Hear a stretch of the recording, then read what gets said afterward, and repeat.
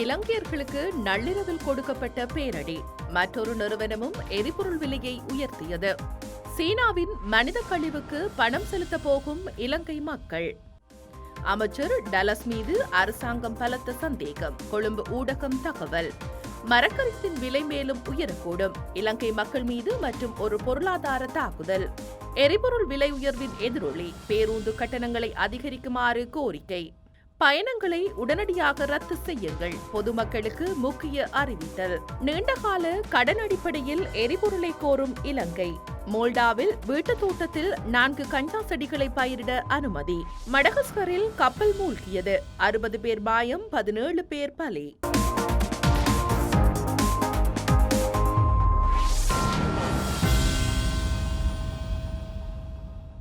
நள்ளிரவிலிருந்து Lanka IOC நிறுவனமும் எரிபொருள் விலையை உயர்த்தியுள்ளது. அதன்படி 92 ஆக்டேன் பெட்ரோல் லீட்டர் ஒன்றின் விலையை 20 ரூபாவினால் அதிகரிக்க தீர்மானிக்கப்பட்டுள்ளது. 157 ரூபாவாக இருந்து 92 ஆக்டேன் பெட்ரோலின் புதிய விலை லீட்டர் ஒன்றின் விலை 117 ரூபாவாகவும், அத்துடன் எக்ஸ்ட்ரா பிரீமியம் 95 லிட்டர் பெட்ரோலின் விலை 210 ரூபாவாக அதிகரிக்கப்பட்டுள்ளது. டீசல் லீட்டர் ஒன்றின் விலை 10 ரூபாவினால் அதிகரிக்கப்பட்டுள்ளதுடன் புதிய விலை 121 ரூபாவாகவும், சூப்பர் டீசல் லீட்டர் ஒன்றின் விலை 15 ரூபாவினால் அதிகரிக்கப்பட்டுள்ளதுடன் புதிய விலை 159 ரூபாவாக காணப்படுகின்றது. சீனாவின் மலக்கழிவுக்கு இலங்கை மக்கள் பணம் செலுத்த வேண்டிய நிலை வரும் என எவரும் நினைத்திருக்க மாட்டார்கள் என ஐக்கிய மக்கள் சக்தியின் நாடாளுமன்ற உறுப்பினர் நளின் பண்டார தெரிவித்துள்ளார். இது தொடர்பில் அவர் மேலும் தெரிவிக்கையில், சீன உர கப்பலுக்கு நட்டஈடாக நாட்டு மக்களின் வரிப்பணமே வழங்கப்பட உள்ளது. அரசு தலைவர் நிதியமைச்சரின் அமெரிக்க வங்கி கணக்கிலிருந்து பணம் அறவிடப்படாது என தெரிவித்தார்.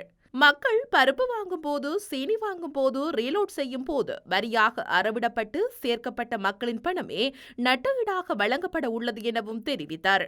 சீன உர கப்பலுக்கு நட்டஈட்டை வழங்கும் போது அரசு தலைவர் கோட்டாபய ராஜபக்ச, நிதியமைச்சர் பசில் ராஜபக்சவின் அமெரிக்காவில் உள்ள வங்கிக் கணக்கிலிருந்து பணம் அறவிடுவதில்லை என்றார். அமைச்சர் டலஸ் அழகப்பெருமவின் செயற்பாடுகள் தொடர்பில் அரசாங்கம் விசேட கவனம் செலுத்தி வருவதாக தகவல்கள் தெரிவிக்கின்றன.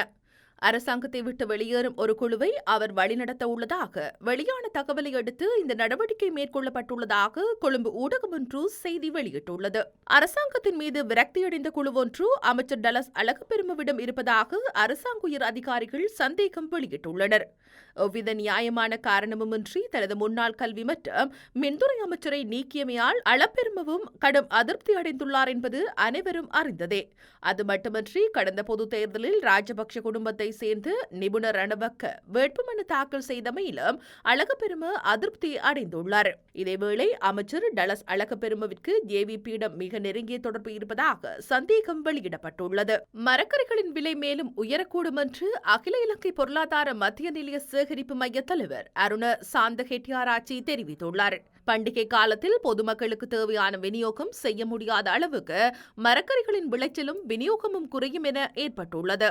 இதன் காரணமாக மரக்கறிகளின் விலை உயரும் என்று அருண சாந்த குறிப்பிட்டுள்ளார்.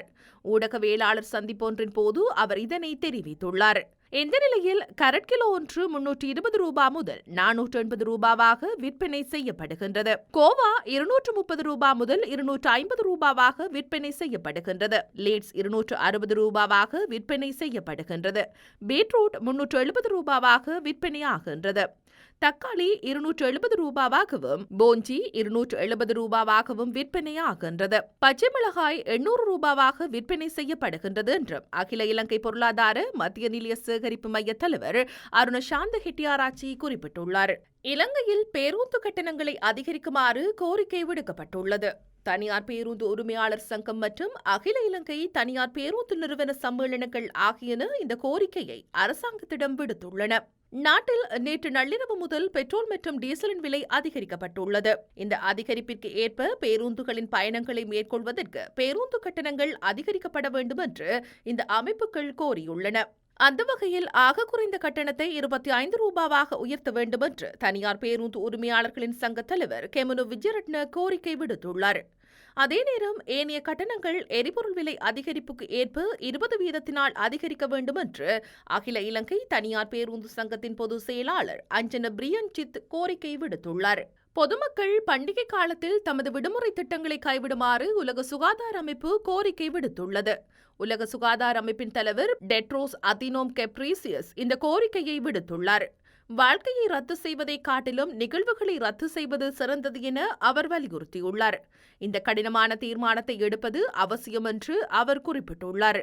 இதன்படி நிகழ்வுகளை ரத்து செய்ய முடியும் அல்லது தாமதிக்க முடியும் என்றும் அவர் தெரிவித்துள்ளார். அமெரிக்காவை ஒமைக்ரோன் மாறுபாடு ஆக்கிரமிப்பதாக நிபுணர்கள் வெளியிட்ட கருத்தை அடுத்து உலக சுகாதார அமைப்பின் தலைவரது எச்சரிக்கை வெளியாகியுள்ளது. ஒமைக்ரோன் தொற்று டெல்டா தொற்றை காட்டிலும் வேகமாக பரவி வருவதற்கான சாட்சியங்கள் உள்ளன. கொரோனா தொற்றுக்கு எதிரான தடுப்பூசிகள் உலகில் 70% மக்களுக்கு 2022 நடுப்பகுதியிலேயே சென்று சேரும். எனவே 2022 இறுதியில் கொரோனா தொற்றை முடிவுக்கு கொண்டுவரக்கூடியதாக இருக்கும் என்று டெட்ரோஸ் குறிப்பிட்டுள்ளார். இதேவேளை 2019 பரவ ஆரம்பித்து கொரோனா வைரஸ் தொடர்பில் சீனா மேலதிக தகவல்களை வெளியிட வேண்டும் என்றும் உலக சுகாதார அமைப்பின் தலைவர் கோரிக்கை விடுத்துள்ளார். நீண்டகால கடன் அடிப்படையில் இலங்கைக்கு கச்சா எண்ணெயை வழங்குமாறு நைஜீரியாவிடம் இலங்கை கோரிக்கை விடுத்துள்ளது. எரிசக்தி அமைச்சர் உதய கம்மன்பில மற்றும் இலங்கைக்கான நைஜீரிய தூதுவருக்கும் இடையில் நடைபெற்ற பேச்சுவார்த்தையில் அமைச்சர் கம்மன்பில இந்த கோரிக்கையை விடுத்துள்ளார். இந்த சந்திப்பு எரிசக்தி அமைச்சரில் நடைபெற்றுள்ளது. எது அப்படி இருந்த போதிலும் நாட்டில் ஏற்பட்டுள்ள வெளிநாட்டு அந்நிய செலாவணிக்கு நெருக்கடி காரணமாக இலங்கை எரிபொருளை இறக்குமதி செய்வது தொடர்பில் பெரும் சிக்கலான நிலைமையை எதிர்நோக்கி வருகின்றது. இதன் காரணமாக நீண்டகால கடன் அடிப்படையில் எரிபொருளை பெற்றுக் கொள்வது சம்பந்தமான இலங்கை ஏற்கனவே சில நாடுகளுடன் பேச்சுவார்த்தைகளை நடத்தியுள்ளது. 7 கிராம் கஞ்சாவை வைத்திருக்கவும் தமது வீட்டுத் தோட்டத்தில் 4 கஞ்சா செடிகளை பயிரிடவும் மோல்டா அரசாங்கம் தமது பிரஜைகளுக்கு அனுமதி வழங்கியுள்ளது. இது சம்பந்தமாக கடந்த வாரம் மோல்டா நாடாளுமன்றத்தில் தாக்கல் செய்யப்பட்ட யோசனைக்கு பெரும்பான்மை ஆதரவு கிடைத்துள்ளது. எனினும் பகிரங்கமாக கஞ்சா புகைக்கவோ அல்லது பயன்படுத்தவோ அனுமதி வழங்கப்பட மாட்டாது என்பதுடன் குழந்தைகளுக்கு எதிரில் கஞ்சாவை பயன்படுத்தினால் அபராதம் விதிக்கப்படும் எனவும் மோல்டா அரசாங்கம் தெரிவித்துள்ளது. மோல்டா தெற்கு ஐரோப்பாவின் மத்திய தரைக்கடலில் அமைந்துள்ள ஒரு தீவு நாடாகும். 7 தீவுகளை கொண்ட இந்த நாட்டில் 4 லட்சத்துக்கும் மேற்பட்ட மக்கள் வசித்து வருகின்றனர் என்பது குறிப்பிடத்தக்கது.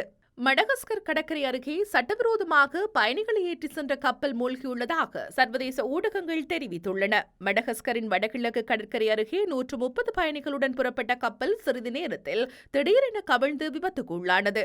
இதில் கப்பலில் பயணம் செய்த 17 பேர் உயிரிழந்தனர். மேலும் 60 பேர் காணாமல் போயினர். இது சரக்குகளை கொண்டு செல்லக்கூடிய கப்பல் என்றும் அதில் சட்டவிரோதமாக பயணிகளை ஏற்றி சென்றதாகவும் துறைமுக அதிகார தலைவர் ஜீன் எட்மண்ட் தெரிவித்துள்ளார். மற்றொரு துறைமுக அதிகாரியான அட்ரியன் பேட்ராய்ஸ் கூறுகையில் கப்பலில் எதிர்பாராத விதமாக தண்ணீர் உள்ளே புகுந்ததன் காரணமாக கவிழ்ந்திருக்கலாம் என்று அவர் கூறினார். இந்த நிலையில் கப்பலில் இருந்து 130 பயணிகளில் 45 பேர் மீட்கப்பட்டதாகவும் உள்ளூர் தன்னார்வலர்களின் உதவியுடன் காணாமல் போனவர்களை தேடும் பணிகள் நடைபெற்று வருவதாக மீட்புக் குழு தெரிவித்துள்ளது.